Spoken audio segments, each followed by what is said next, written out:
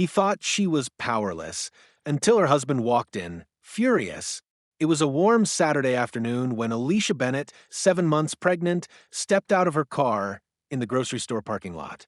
Her back ached from the drive, and she was just thinking about what to cook for dinner when a police cruiser screeched to a halt beside her.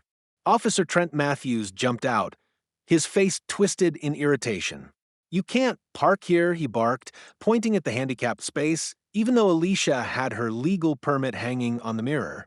She calmly explained, but he didn't bother listening. Instead, his voice grew louder, his words laced with racial venom. When she tried to walk away, he shoved her shoulder to stop her, hard enough to make her stumble. "Don't walk away from me," he growled before delivering a light but deliberate kick to the side of her leg, not noticing or caring that she was pregnant. Gasps erupted from onlookers. Alicia steadied herself, one hand instinctively covering her belly, her heart pounding with anger and fear. She warned him to stop, but he smirked, convinced he was untouchable. That smug confidence vanished seconds later when a deep, furious voice cut through the tension. "What the hell do you think you're doing to my wife?" Officer Matthews turned and saw Police Chief Daniel Bennett striding toward them, eyes blazing. The crowd parted like the Red Sea. Matthews stuttered, "Sir, this woman was," but the chief silenced him with a glare that could have cracked concrete. "That woman," Chief Bennett said, his voice low and shaking with restrained rage, "is Alicia Bennett, my wife, and you just assaulted her and my unborn child."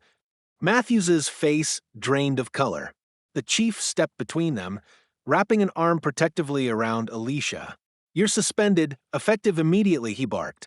"Hand over your badge and weapon. Now."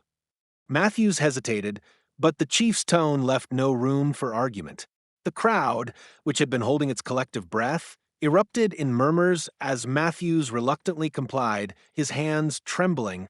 Later that night, Alicia sat on the couch, her husband kneeling beside her, his hand resting gently on her stomach. "He'll never wear a badge again," Daniel promised, his voice softer now.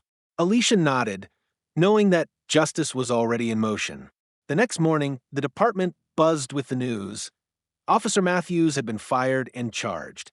One thing was clear: messing with Alicia Bennett had been the biggest mistake of his life.